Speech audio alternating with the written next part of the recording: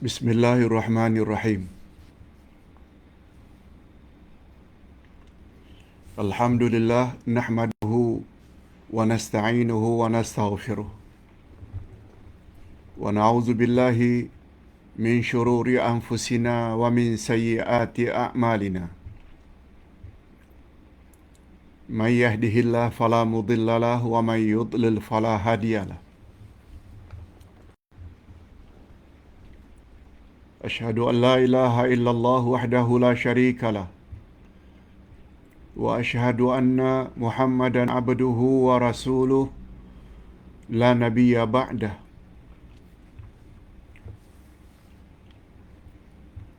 Allahumma salli wa sallim ala nabiyyina Muhammad wa ala alihi wa sahbihi ajma'in, amma ba'd.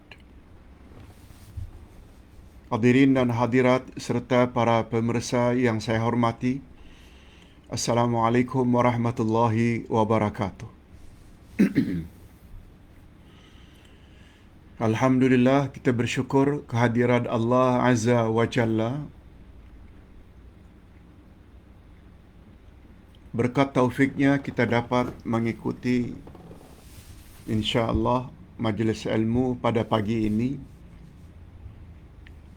sebagai santapan rohani dengan mempelajari tafsir juz yang ketujuh dari tafsir Al-Furqan di bawah tajuk Allah Subhanahu wa Ta'ala menentukan keadaan makhluknya.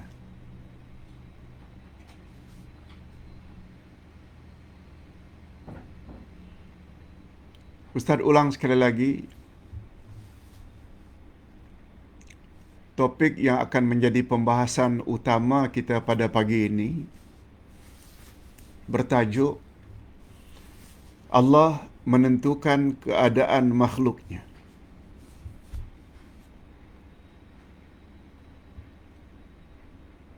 Allah yang menentukan.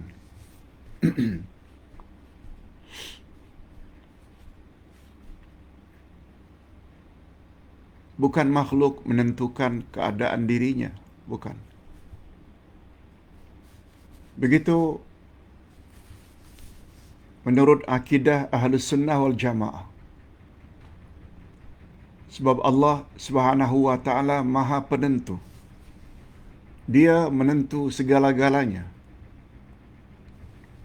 Termasuk dialah yang menentukan keadaan makhluknya.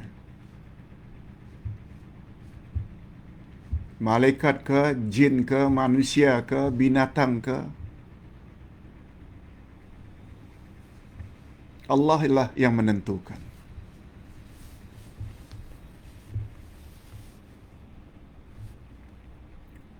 Orang itu jadi orang yang beriman, orang itu jadi orang kafir, seseorang itu jadi orang yang taat, seseorang itu jadi orang yang jahat, seseorang itu menjadi pemimpin yang adil, seseorang itu menjadi pemimpin yang zalim.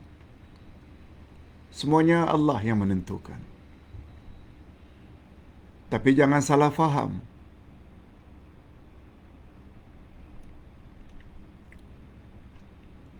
Lalu andai kata kita tidak mendapat hidayah, lalu kita salahkan Allah. Kalau seorang pemimpin itu zalim, lalu salahkan Allah. Tidak. Nanti kita akan jelaskan apa makna Allah menentukan segala-galanya. Termasuk menentukan masa depan manusia. Bukan di dunia saja, tapi juga di dua alam berikutnya, di alam kubur dan di alam akhirat. Allah yang menentukan. Cukuplah itu sebagai mukaddimah. Sehingga kita akan fokus, konsentrasi terhadap penjelasan lebih kurang 45 minit belakangan ini di bawah tajuk tersebut. Allah menentukan keadaan makhluknya. Dia akan jadi orang baik atau dia akan jadi orang jahat.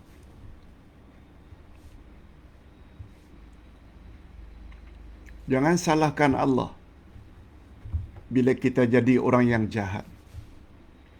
Jangan salahkan Allah bila kita disiksa di dalam kubur dan di alam akhirat. Jangan salahkan Allah. Sebab Allah Maha Adil dan Allah Maha Bijaksana. Sampai di mana keadilan dan kebijaksanaan Allah, nanti kita akan jelaskan. Kita bacakan dulu ayat-ayat yang akan kita bahas pada pagi ini. Yaitu ayat 46 hingga 49 dari surat Al-An'am. Surah 6.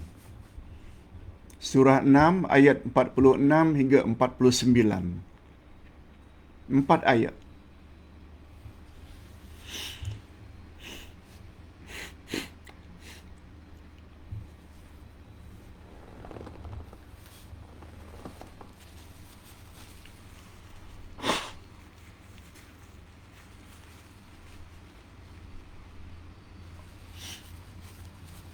A'udzu billahi minasyaitonir rajim. Qul ara'aytum in akhadhallahu sam'akum wa absarakum wa khatama 'ala qulubikum man ilahun ghairullahi ya'tikum bih. Unzur kaifa nusarriful ayati thumma hum yasdifun.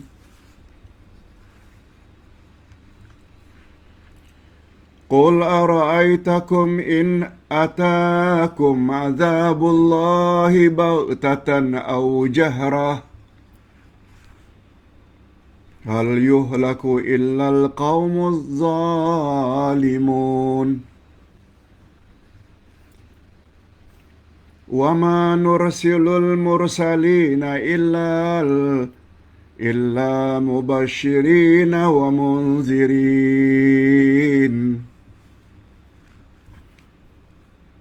فَمَنْ آمَنَ وَأَصْلَحَ فَلَا خَوْفٌ عَلَيْهِمْ وَلَا هُمْ يَحْزَنُونَ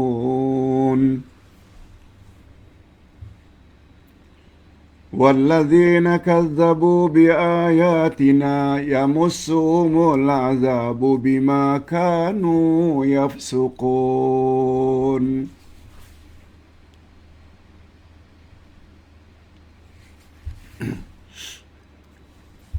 Terjemahan ayat.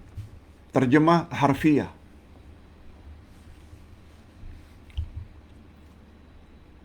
Kemudian kita akan ikuti dengan terjemah ma'nawiyah atau tafsiran.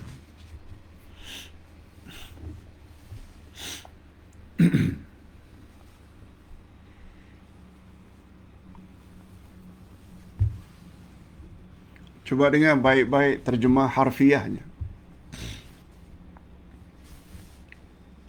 Sungguh menakutkan. Katakan, hai Muhammad, kepada umatmu. Allah suruh Nabi katakan hal ini kepada umat manusia. Terangkanlah kepada aku. Hai umatku, umat Muhammad, terangkan kepada aku. Jika Allah cabut pendengaran dan penglihatan dan Allah tutup hatimu. Jika Allah cabut pendengaranmu, Allah cabut penglihatanmu, Allah tutup hatimu. Siapakah Tuhan selain Allah yang berkuasa mengembalikannya kepadamu?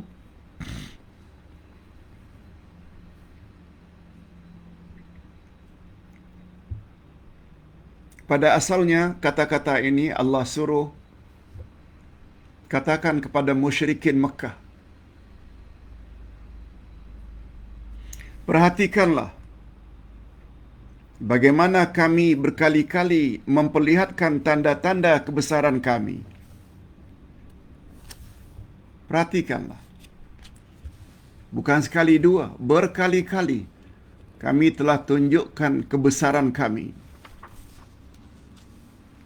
Kemudian mereka tetap berpaling juga. Tak mau percaya dengan apa yang Nabi Muhammad sallallahu alaihi wasallam sampaikan. Kita teruskan terjemah harfiah. Katakan lagi, hai Muhammad, terangkanlah olehmu kepadaku, jika datang siksaan Allah kepadamu dengan sekonyong-konyong, secara tiba-tiba, jika datang siksaan Allah kepadamu secara tiba-tiba, atau terang-terangan,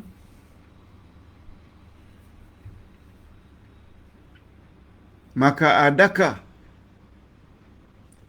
yang dibinasakan Allah selain dari orang-orang yang zalim?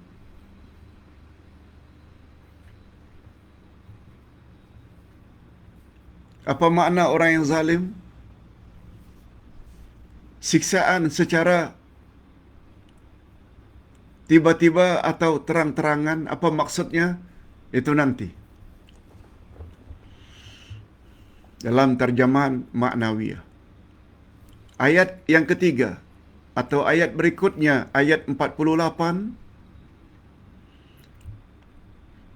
dan tidakkah kami, kata Allah, tidakkah kami sudah mengutus para rasul? Kami tidaklah utus para rasul kecuali untuk memberi berita gembira dan memberi peringatan. Mubasyirin wa munzirin. Itu tujuan kami turunkan rasul-rasul kami silih berganti untuk memberi berita gembira dan peringatan. Lalu apa kata Allah? Barang siapa yang beriman dan mengadakan perbaikan, maka tak ada kekhawatiran terhadap mereka, dan mereka tidak perlu bersedih hati. Ayat yang terakhir, ayat 49. Tetapi sebaliknya, orang-orang yang mendustakan ayat-ayat kami, mereka akan ditimpa siksa disebabkan mereka selalu berbuat fasik. Apa makna fasik? Nanti kita jelaskan.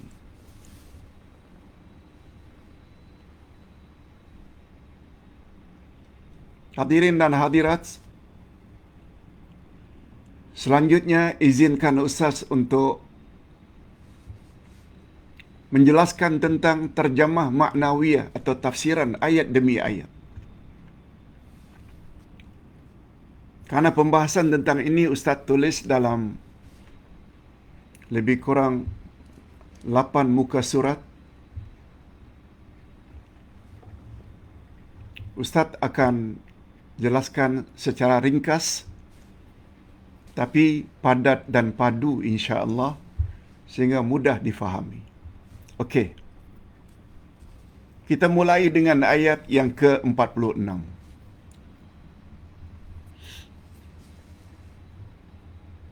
Ustaz ulang sekali lagi.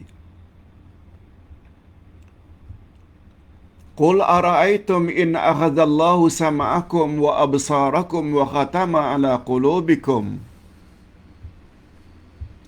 man ilahun ghairullahi ya'tikum bih unzur kaifa nusarriful ayati summa hum yasdifun.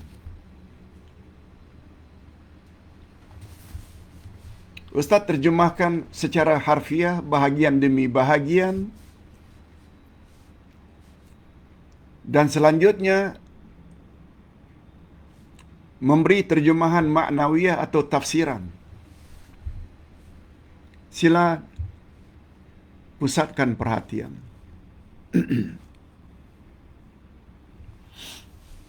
Sebab di antara adab menuntut ilmu, selain ikhlas,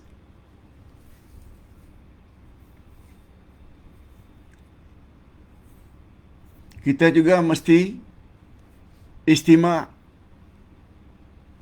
dengar dengan tekun. Baru yang ketiga, faham. Baru yang keempat, kita ingat dalam minda apa yang kita dengar. Selanjutnya kita amalkan dan sebar-sebarkan.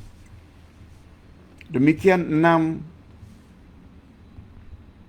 adab menuntut ilmu menurut Abdullah Al-Mubarak. Abdullah Yasin menyampaikan saja. Beliau seorang ulama besar pada zaman silam dari kalangan tabi'in. Abdullah Al-Mubarak. Dengar dengan tekun, fahami tazkirah yang disampaikan, simpan seberapa yang boleh dalam minda. Kita mulai tafsiran ayat 46.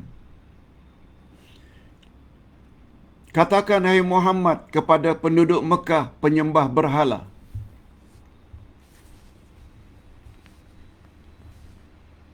terangkanlah olehmu jika Allah ambil pendengaranmu sehingga jadi pekak. Allah ambil pandanganmu sehingga jadi buta. Allah tutup hatimu sehingga hati menjadi mati.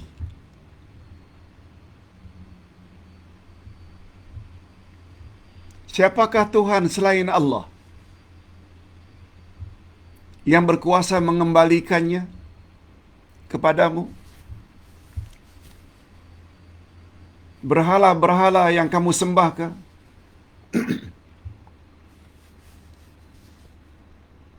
Tuhan Yesusmu ke? Orang Kristian. Uzair anak Tuhan kamu ke? Hei Yahudi. Berhala-berhala kamu ke? Patung-patungmu ke? Wahai Hindu, Buddha.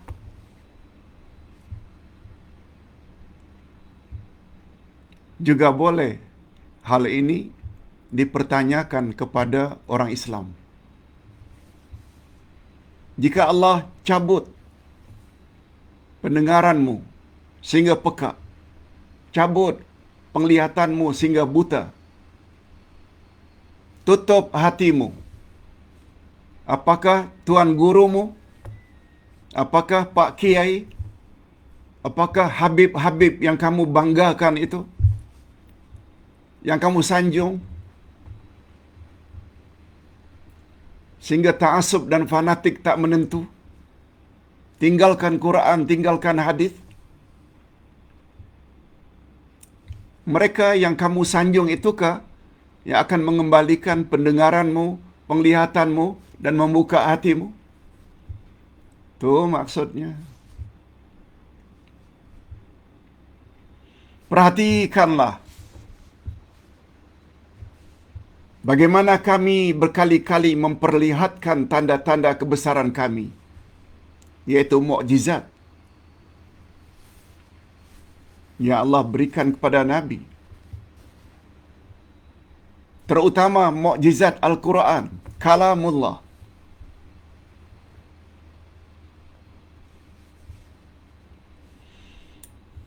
Namun demikian kamu tetap saja berpaling. Hei orang kafir, kamu tetap saja tidak mau terima Islam sebagai agama yang hak. Hei orang-orang Islam yang ta'assub dan fanatik kepada nenek moyang, kepada guru-guru, kepada tuan syekh, kepada guru-guru tarikat, kamu tetap saja berpaling. Tinggalkan Quran, tinggalkan sunnah. Malah orang-orang yang ingin menyampaikan kebenaran berdasarkan Quran dan sunnah, kamu tuduh yang bukan-bukan. Fikir.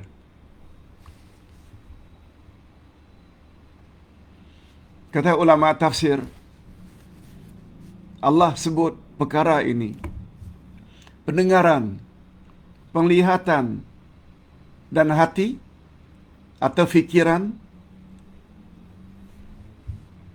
karena ketiga-tiga ini sangat mustahab untuk menentukan kejayaan manusia, lebih-lebih lagi di akhirat nanti. Apa sebab dan rahasianya? Maka disebut, jika ditarik telingamu, pendengaranmu, kemudian baru basar, penglihatan. Karena peranan telinga ini lebih utama berbanding penglihatan.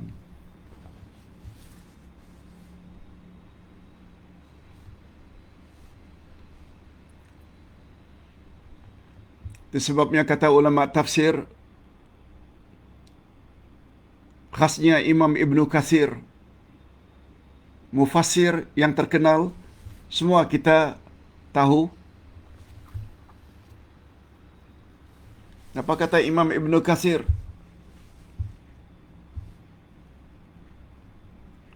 Makna Allah Subhanahu wa taala tarik pendengaranmu, penglihatanmu dan hatimu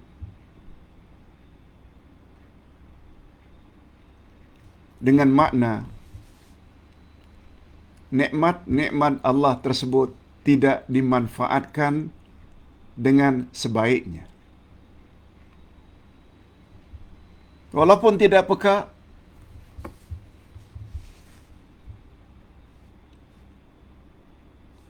tetapi bila disampaikan ayat-ayat Quran dan hadis Nabi,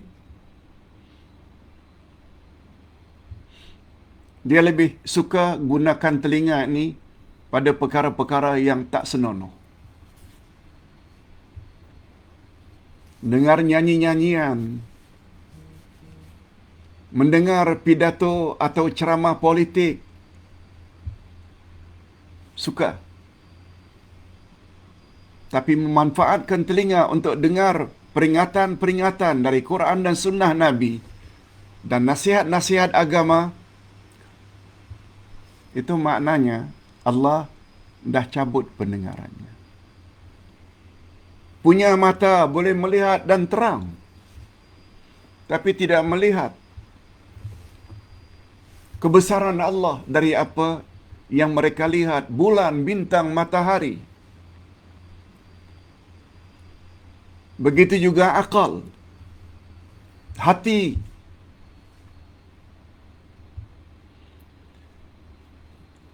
Tidak banyak fikirkan tentang kebesaran Allah.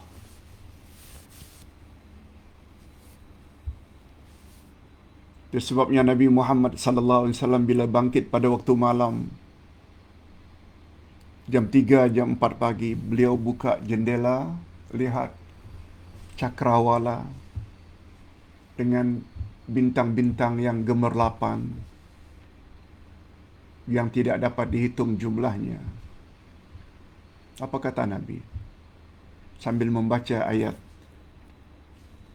pada surat Ali Imran, "Ma khalaqta hadza batila, subhanak, faqina azaban nar." Ya Allah, tidak ada satu pun yang Engkau cipta ini sia-sia belaka. Maha suci Engkau, ya Allah.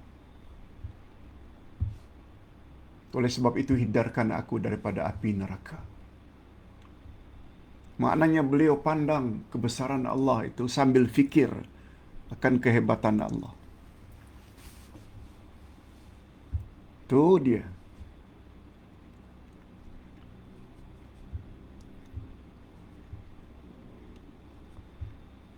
Itu sebabnya Allah Subhanahu Wa Taala sebut ciri-ciri umat Nabi Muhammad yang sebenar, mereka selalu berkata, Sami'na wa ata'na. Kami dengar dan kami taati. Sebagaimana Allah sebut pada ayat second last dari surat Al-Baqarah. Wa qalu sami'na wa ata'na. Kami dengar peringatan demi peringatan dan kami taati. Ini memberi isyarat taat macam mana pun kepada Allah, taat macam mana pun kepada Rasul, impossible, mustahil bila tak suka dengar. Itu maksudnya. Ustaz ulang sekali lagi. Katakan kepada mereka penyembah-penyembah berhala itu, hai Muhammad, jika Allah cabut pendengaranmu, pendengaran penglihatanmu, akalmu, siapa selain Allah yang boleh mengembalikannya kepadamu? Tak ada siapa. Perkataan itu, kata Imam Ibn Katsir, juga membawa makna, katakan, hai Muhammad, kepada orang yang tidak mau memanfaatkan nikmat utama Allah itu, pendengaran, penglihatan dan hati, sebagaimana sebaiknya.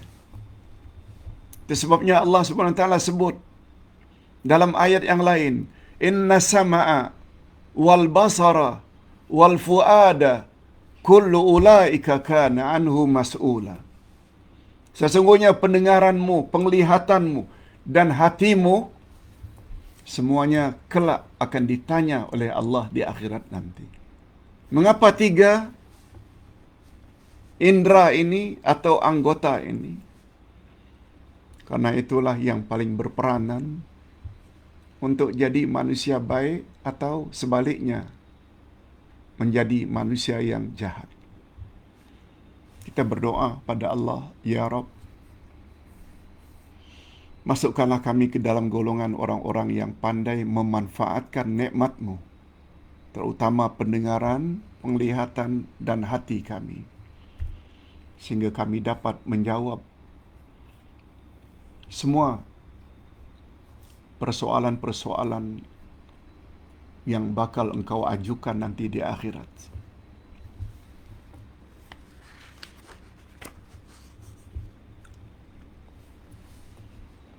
Okey.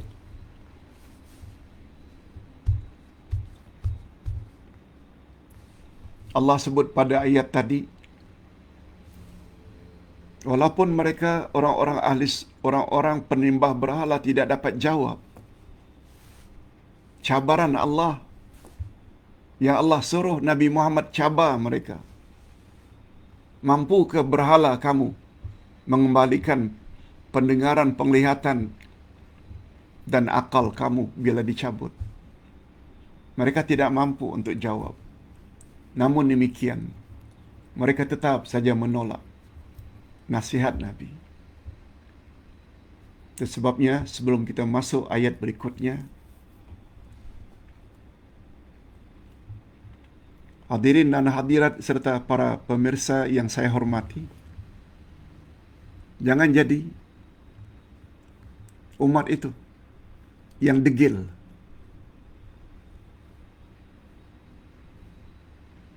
karena terlalu ta'assub dengan ajaran nenek moyang, terlalu ta'assub dengan tuan guru, walaupun tuan guru itu tidak mampu mendatangkan dalil, hujah dari Quran dan Sunnah.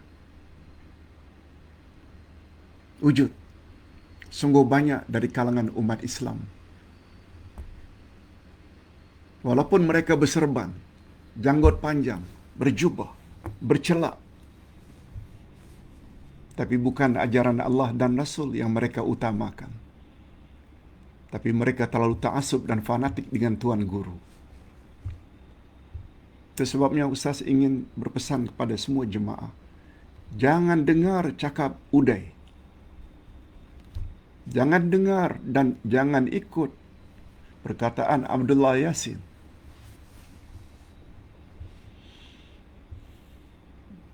Jika Abdullah Yasin tidak mampu mendatangkan ayat Quran dan hadis Nabi.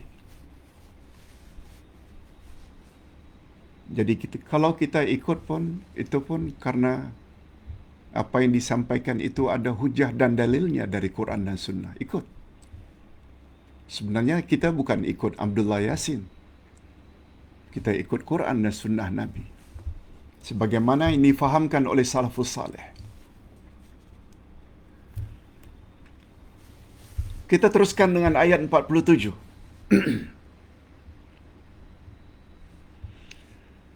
Qul ara'aytakum in atakum adzabullahi baghtatan aw jahrah hal yuhlaku illa al-qaumuz zalimun. Terjemahan harfiah. Katakan, hai Muhammad, terangkan kepadaku, jika datang siksaan Allah kepadamu dengan secara tiba-tiba, sekonyong-konyong, atau terang-terangan, maka adakah yang dibinasakan Allah selain dari orang-orang yang zalim? Lagi-lagi pada ayat ini Allah suruh Nabi Muhammad sallallahu alaihi wasallam untuk mengajukan pertanyaan kepada mereka yang mendustakan baginda. Terangkan kepadaku, jika Allah turunkan bala bencana kepadamu secara terang-terangan ke, secara tiba-tiba ke,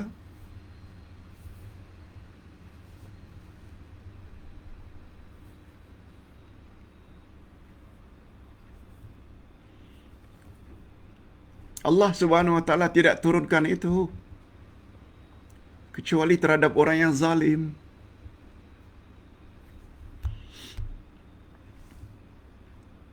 Oleh sebab itu, kita jangan jadi orang yang zalim.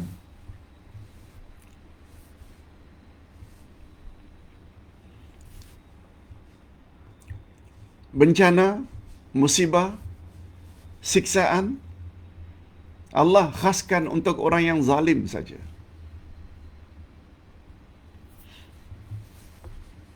Oleh sebab itu, jika tidak mau disiksa, jangan jadi orang zalim. Nah, bila bercakap tentang zalim, Nabi Muhammad sallallahu alaihi wasallam bersabda, "Az-zulmu salasa." Zalim itu ada 3. Az-zulmu salasa. Kezaliman itu ada 3.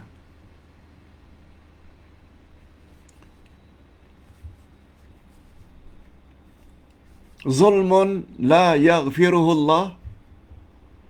Zalim yang Allah tidak akan ampun. Zulmun yaghfiruhu Allah man yasha. Zalim yang Allah akan ampun bagi orang yang Allah kehendaki. Zulmun la yatrukuhu Allah. La yatrukuhu Allah. Zalim yang Allah berlepas diri daripadanya. Apa maksudnya, Pak Ustaz? Yang pertama, zalim yang Allah tidak akan ampun, yaitu syirik. Sesuai dengan firman Allah ayat 48 surat An-Nisa.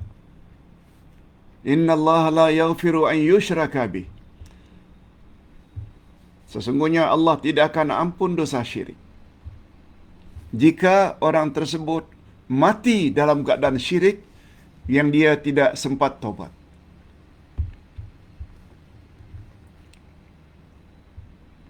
Zalim yang kedua, zalim yang Allah akan ampun jika Allah berkehendak. Sambungan ayat tadi 44 An-Nisa, wa yaghfiru ma duna dzalik, dan Allah akan ampun dosa selain itu.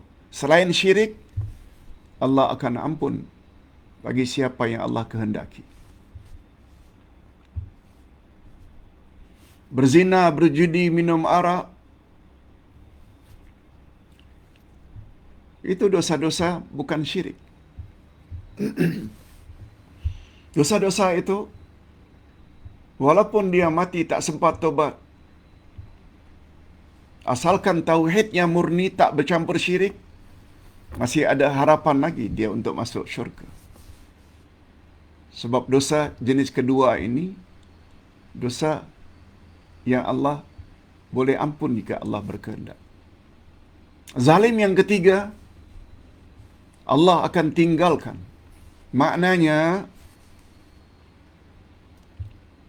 Allah tidak akan ampun zalim yang ketiga, karena zalim ketiga ini zalim antara manusia terhadap manusia lain. Pencuri, orang-orang yang berhutang, tak mau bayar walaupun mampu. Perasuah, kamu boleh bebas di dunia karena ada bantuan orang-orang tertentu. Karena hakim-hakim barangkali boleh disogok.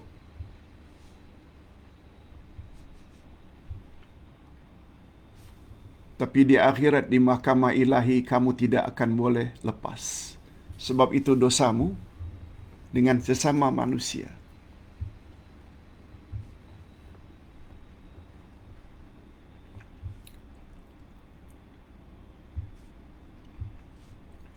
Itu sebabnya baru-baru ini Ustaz ditanya oleh seseorang, Pak Ustaz,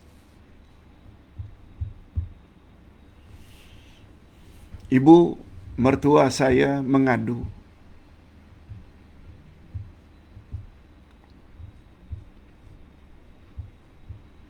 bahwa abang daripada suami saya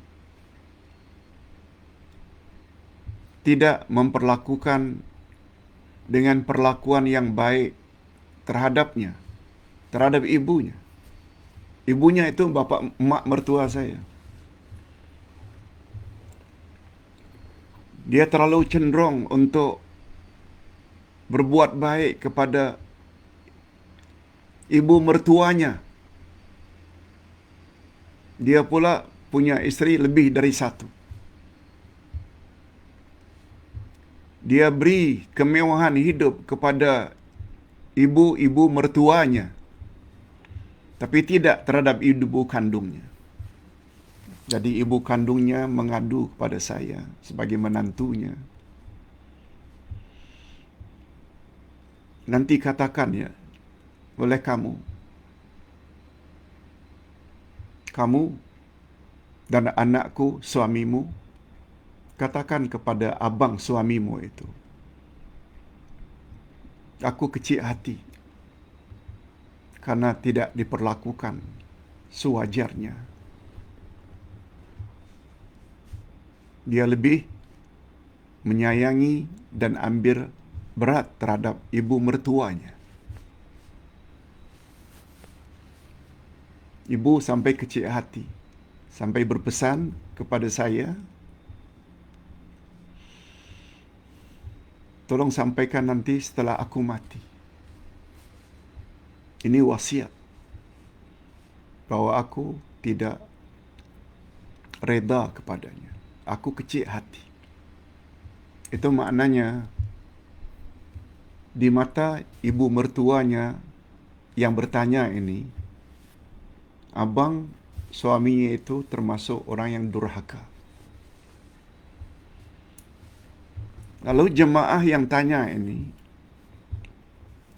menantunya itu, apa yang patut saya dan suami saya buat, Pak Ustaz?